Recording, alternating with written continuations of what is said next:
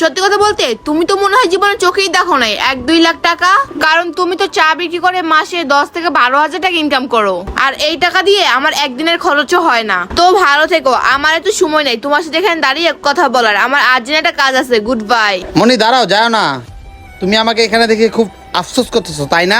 করবাই তো, কারণ আমার এই অবস্থার জন্য তুমি দায়। আমাকে অসম্মান করে যদি তোমার মন না ভরে না, তাহলে তুমি আমাকে আরো অসম্মান করতে পারো, সমস্যা নাই। কিন্তু একটা কথা শুনে যাও, আমার এই অবস্থার জন্য অন্য কেউ দায় না মনি, একমাত্র তুমি দায়। বুঝতে পারছো মনি?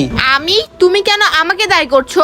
তুমি কেন দায় বুঝো না? আমি তোমাকে নিয়ে যে স্বপ্ন দেখছিলাম, সেই স্বপ্নটা আমি পূরণ করতাম যদি তুমি আমার পাশে থাকতা, কিন্তু থাকো নাই। তুমি আমাকে কষ্ট দিয়ে আরেক ছেলের হাত ধরে চলে গেছো। আমি সেই কষ্টের কারণে আজকে আমার এই অবস্থা, ঠিক আছে মনি? তুমি জানো সেদিন কাজে আমি তোমার কাছে আসছিলাম না, আমি নতুন একটা বিজনেস শুরু করছিলাম। যখন তুমি আমাকে ছেড়ে আরেক ছেলের হাত ধরে চলে গেলে না, তারপর থেকে আমি সেই বিজনেস আর দেখতেই যাই নাই। বুঝতে পারছো?